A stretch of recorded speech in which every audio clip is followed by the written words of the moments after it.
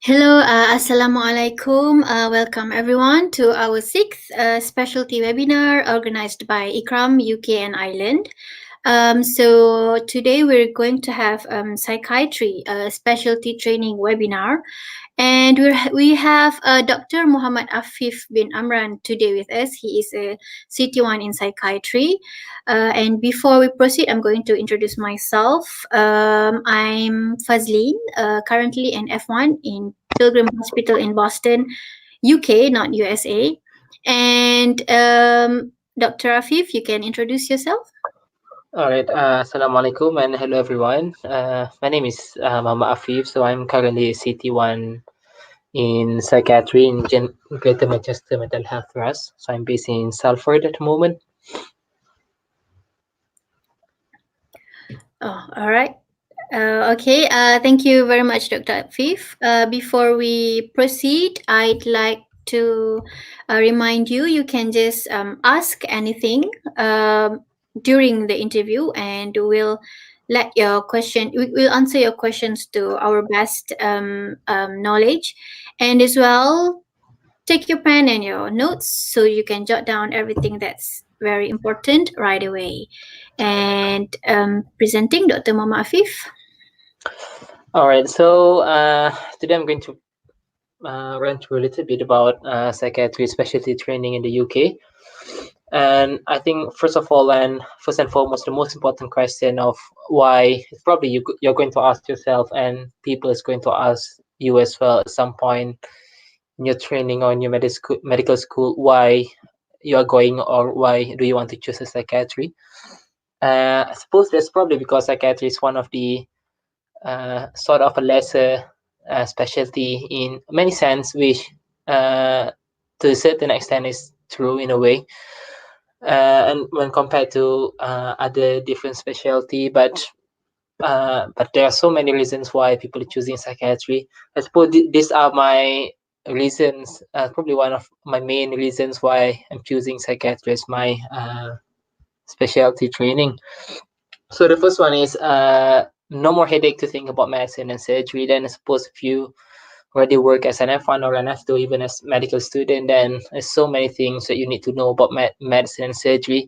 And you probably still need to know a few things here and there about medicine and surgery if you work in psychiatry. But you do know, like in psychiatry, that you're focusing more on the mental health, and you get a lot of support from your medical and surgical college as well. So it's not really, in a sense, not anymore your burden anymore of trying to think hard about any medical problems or any surgical problems. And the other things about a good work-life balance is probably well known to pretty much everyone. And psychiatrists came at 9 o'clock and went home at 5, or probably half 4. Then when you are supposed to go bed at 5, it's probably because there's not much emergency in psychiatry, and a lot of things can be dealt with time, and a lot of things you need to give time to solve the problem. So there's not much like not often that you need to spend hours or like 2 or 3 hours after your shift in the hospital to finish your jobs, like in medicine or surgery or anything like that. And one of the, I suppose, the thing that they tried to do to attract more people going to psychiatrists, I suppose they pay more uh, for you than in psychiatry. And they did this as well in GP, and I think in emergency medicine as well. So they pay roughly about 3,000 plus pound per year for your training, and this goes through until you finish your ST6 or ST8, depending on your specialty. And in psychiatry, you have good support and a weekly supervision as well. Then something that you probably, like, for example, in an F1 and F2, you got like supervision a couple of times within 4 months. Once at the start of your training, and then for your placement, and then after that, the second one's after or when you're getting towards the end of your placement. But in psychiatry, you basically got to meet your supervisor every week. Some people like it, some people probably don't like it if you don't have anything to discuss with your consultant. But the thing is, in psychiatry, you have a lot of things that, like, people get stressed out seeing one patient people get mentally tired about seeing a patient as well, and that's probably why we got a weekly supervision. We got an access to Balin group as well, so basically it's like a in a sense of it's like a group therapy. It's a group psychotherapy for psychiatry rather than for a patient. So basically you can go to the meeting to the Balin group once every week, and then you discuss about whatever things you have in your mind, whether you feel stressed out about your patients, or you don't know what to do with your patients, you think you're hitting a wall with the patient and everything. So you can discuss that in the Balin group. So it's more for the group, in a sense, it's a group therapy for a psychiatry rather than for a patient. And it's one of those specialty with with a relatively low fill rate, and so there is not much competition.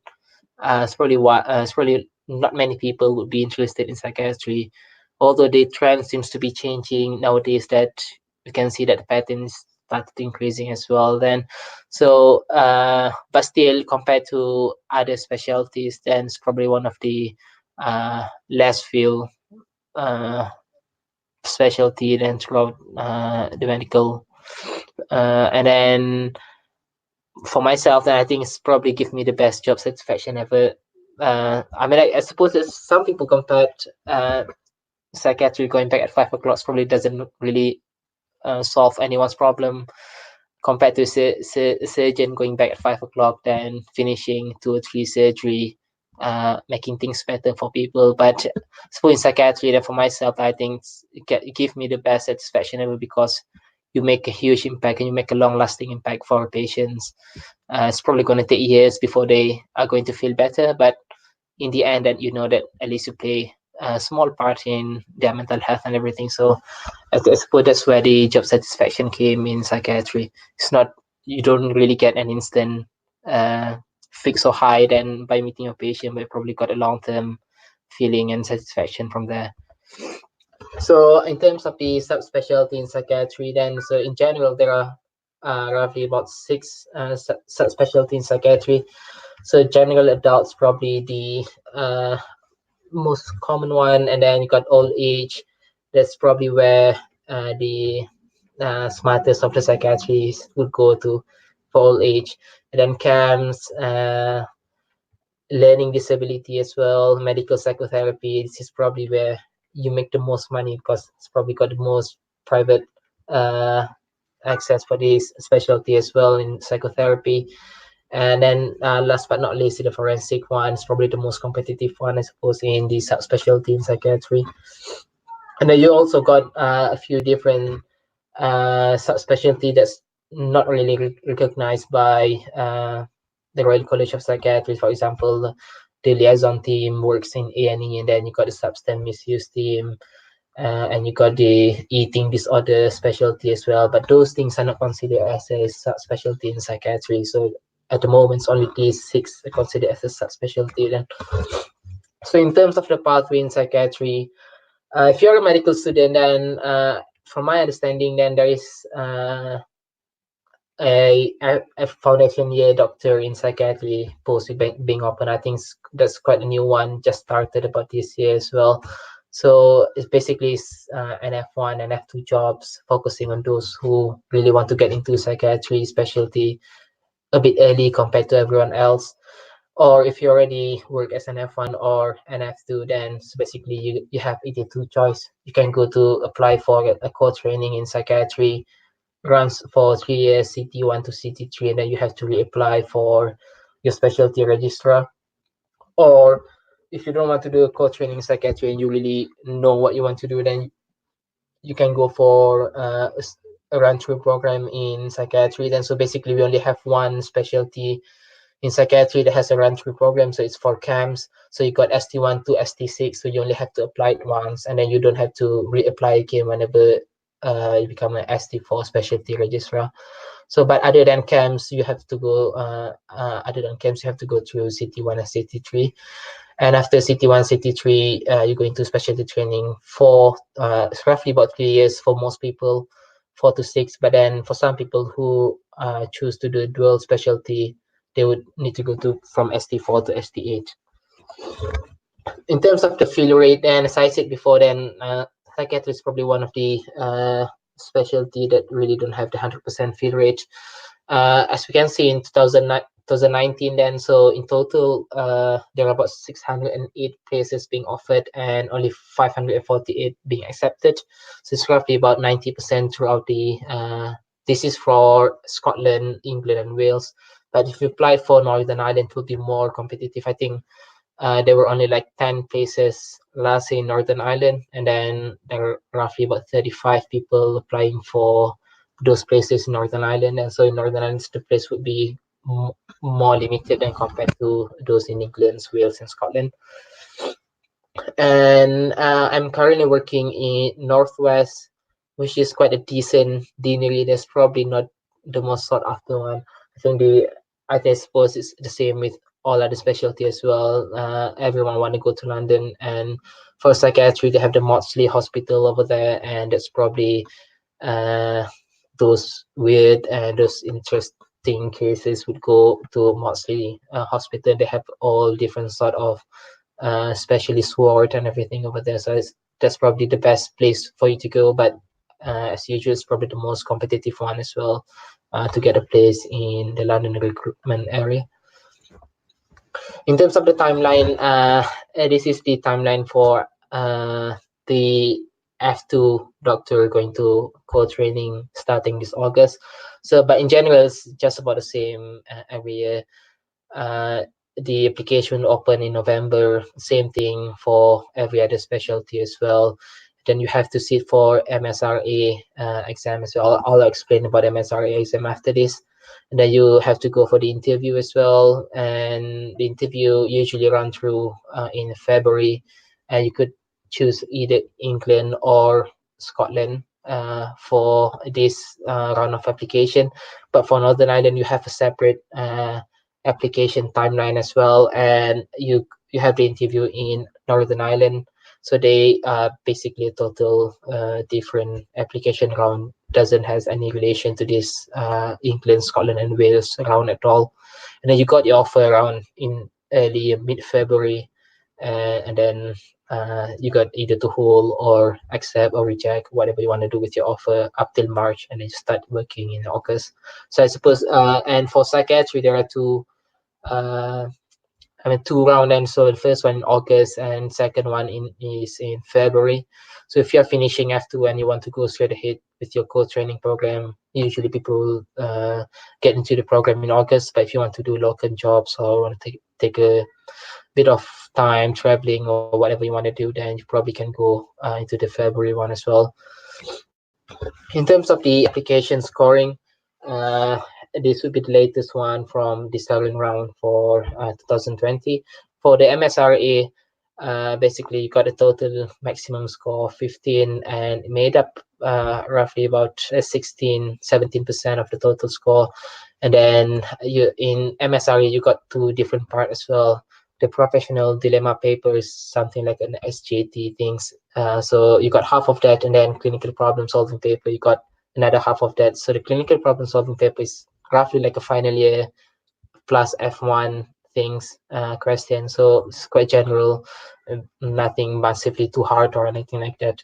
So in for both MSRA part and in combination, you got 1/3 of the scoring system, and then you got the station one portfolio, you got another 1/3, and then communication in clinical setting, you got another 1/3, which made up 100% or a total score of 90 out of 90 then. And for MSRE exams, I said before, then they have two parts. First one, and you do it by computer. First one is the SJT, exactly an SJT like question. It's probably a wee bit easier compared to the SJT, to be honest with you. And the clinical knowledge is basically included everything: ENT, ophthalmology, obs-and-gynae, pediatrics, all sort of thing. But they don't really ask you in depth about those specialty. Then they do ask you about the general stuff that I suppose that every doctor needs to know. So it's not that difficult, but you need to get a certain score, or you need to pass a certain threshold and to be considered as appointable for psychiatry. And for psychiatry, you also have what we call as a bypass interview. Then, so basically, if you score 541 from the raw score, then you don't have to go to the interview. You bypass everyone. I think that's will be probably made up the top 5% or 10% in the whole UK. Basically, if you got above this score, then you don't have to go to interview. You can put whatever you want, and most likely you will got uh, the place that you want as well. So if you think that your portfolio, your interview skill is not that good enough compared to other applicants, then and if you score in MSRE, then that's probably your way to get into psychiatry training quite easy. Then I would say.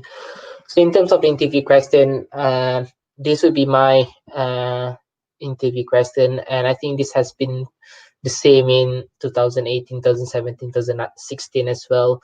And they would give you the question before you go for the interview. I think about 2 or 3 weeks before you go to the interview, they will email you about the question. So it's basically the same question for the last 4 years, and I presume probably going to be the same question as well this year. So basically, they ask you about you're an F2 doctor in orthopedic ward, and then you're seeing a patient going for a knee arthroscopy surgery and the GA, and then the anesthetist noted there's some abnormality in the liver enzymes, and there's the smell of alcohol as well. And then you have to explore these concerns with the patient, and then mention them that the surgery cannot go ahead because of a concern about the alcohol.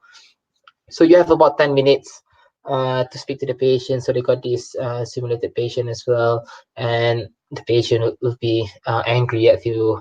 Some of them probably shouting at you as well, just to see how you're going to manage this kind of patients in that kind of situation. So I suppose that's probably quite common in psychiatry as well. You probably met angry patients every day, people shouting at you, people saying things doesn't make any sense to you as well on a daily basis. So it's basically give you the real life situation or a real life picture of how your day is going to be working in a psychiatric environment. So after 10 minutes, you speak to the patient. Doesn't really matter. I mean, like to be honest with you, then they don't really in the feedback that they gave me, that they don't really look at your like management plan. They don't really see whether you ask about the cage questionnaire or you check about the LFT, blah blah blah. But what they want to see at you is whether you can manage and you can sort it out the question by being calm, by being a good listener, by being able to reflect on what you have learned from those conversations, and see whether the patient is able to establish a good rapport with you. So those kind of things that they're going to see is more of these subtle, subjective things that they're going to see at you, and then they're going to ask you a few questions as well. They're not going to ask you about what do you think is the next management or anything like that, but they're going to ask you what do you think you did good in this station, and then, or what do you think you can reflect from your experience seeing this kind of patients. What do you think you can do better? What do you think you could advise, or what do you think like you did wrong? So those kind of things they will be looking at during the interview session. And the main thing is basically they want to look at your reflective ability, your listening ability, and your ability to be empathy towards a patient in whatever situation, whether they are right or wrong at that time. So the tips for interview, that I don't really have any clinical tips, because basically the station doesn't make any sense. The patient's going to shout at you the whole time. Patient's going to be angry at you. There's no point discussing about any clinical things with them. They're not going to accept that. They're going to say, "Are you?" Well, I remember my station. They asked me, the patient asked me, "Then are you saying I'm an alcoholic, or are you saying that I've been abusing alcohol, something like that?" So the main tips, I suppose, from the feedback that they gave me is to be able to listen to the patient and to be able to reflect afterwards and show your empathy towards the patient. So I think that's probably uh, the most important things that you need to show to that you can become a good psychiatry, or you can work alright in a psychiatric environment. And that would be the first, the first or the second station. The other station would be for your portfolio and the general interview. Then so basically every time I suppose that if you go to any specialty, they would ask you for a portfolio as well. And I suppose there are so many tips that you can learn to how to do your portfolio, but the most important thing is you have to be systematic with your portfolio. Make sure you label correctly, and so that you're not panicky whenever the interviewer asks you where's your audit, where is your feedback, and blah blah blah and everything. So make sure you label everything, so that you'll be able to show that you are a systematic person. You're able to work under stress and everything.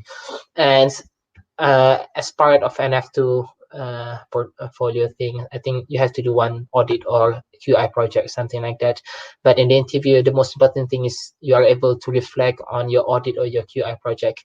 Doesn't really have to be on psychiatry, especially if you're not working in psychiatry. It's probably difficult for you to do an audit or a QI project in psychiatry specialty. But the most important thing in the psychiatry is you are able to reflect on whatever experience do you get. So if you do an audit on whatever in surgery or in medicine or anything, then make sure you are able to reflect on what you have learned, what you would do better next time, what sort of other things people saying to you as well. And in psychiatry as well, they would also ask you about any feedback, so like any anything that people say to you that you can bring forward in the interview. That so basically what I did is in my foundation year portfolio, then I print out the team assessment and behavior tabs, and then basically print out all of those review and feedbacks and everything, and then bring it to the interview, show it to them. This is what people say about me, and this is what my supervisors say about me, and everything. So that's basically sum up what other people see you as a doctor, and it will be a good extra point. And if you have work or you have an experience working in psychiatry as a foundation doctor or as a locum doctor, but I've seen so many people never work in psychiatry as a foundation doctor, never work in psychiatry as a local doctor, but got accepted in psychiatry co-training program as well.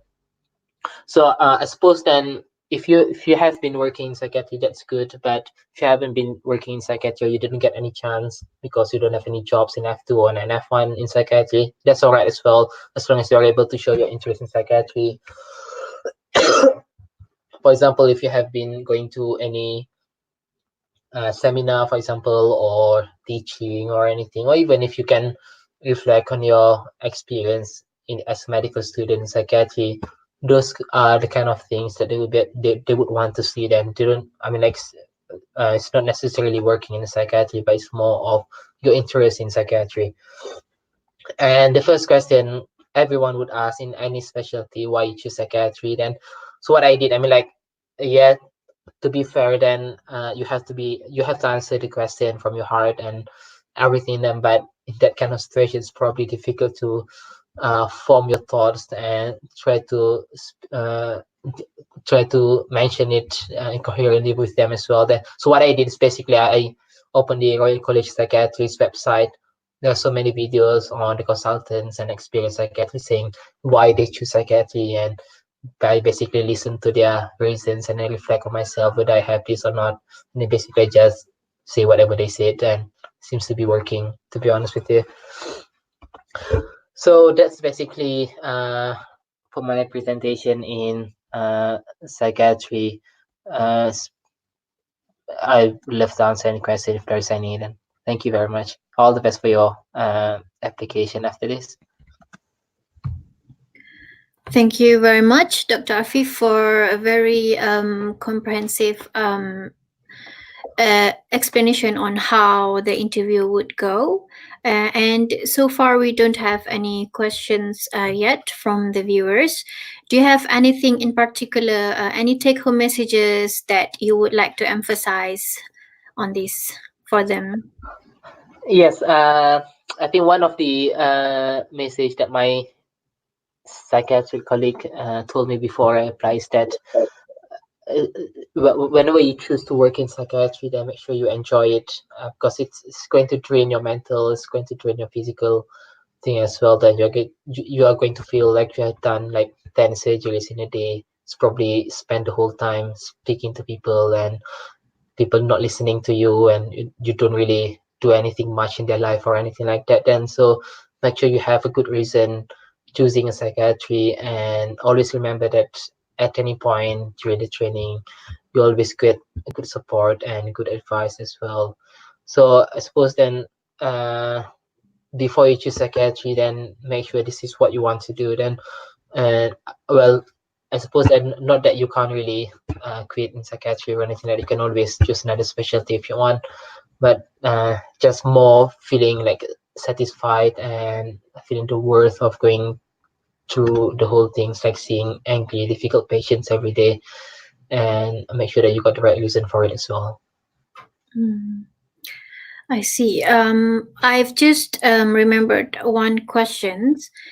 This is actually from my personal experience, whereby I think several of my friends they're very interested in psychiatry. However, their family is not really keen in them taking a core psychiatry training. I mean, I think it's most probably the stigma. But what do you say about this? How can we actually fight this? I mean, not fight, but convince um, probably the parents or they themselves to continue with this core training.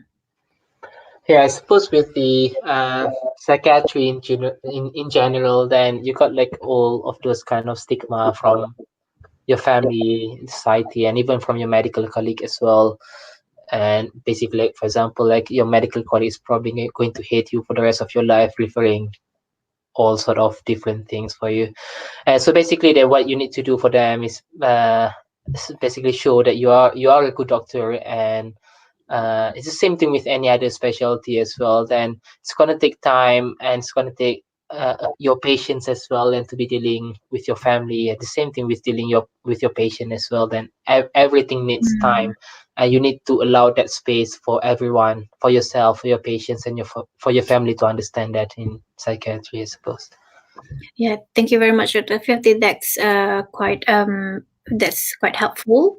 And we have one questions from Zaid Gist. What's the most challenging aspect of training in psychiatry so far? I suppose the most challenging aspect of training in psychiatry is, especially if you came from like an F2, or you did the locum jobs, or whatever you did in medical and surgery before, it's just getting into psychiatry world, where the nurses are specially trained in mental health. They are not really trained in physical health, and you just like piece off trying to make people understand the importance of physical health as well.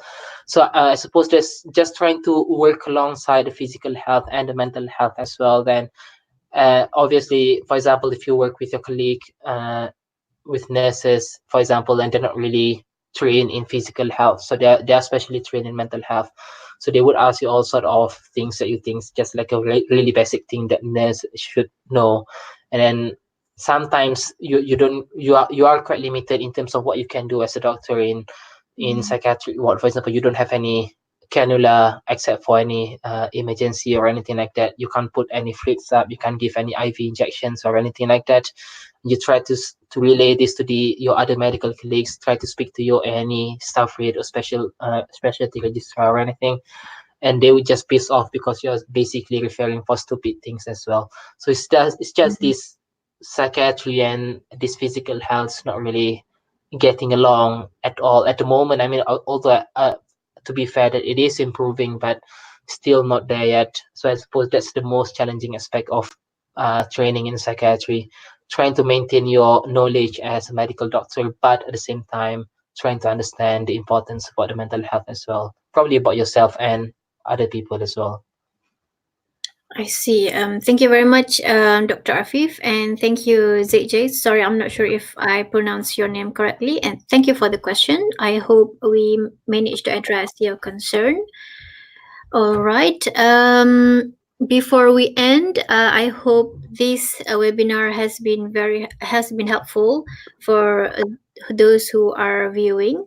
Any other saying you would like to say, Dr. Afif? Uh, no, not really. Just all the best for everyone who's going to apply for psychiatry. That's all. All right. Thank you very much, Dr. Afif, for sharing. And to the viewers, if you're interested, this is actually our sixth webinar, and we have done fifth webinar previously. Let us know in the comment section if you have any questions regarding previous webinar or this one, and hopefully, this has been very helpful for everyone. And thank you very much for viewing, and good luck. Assalamualaikum.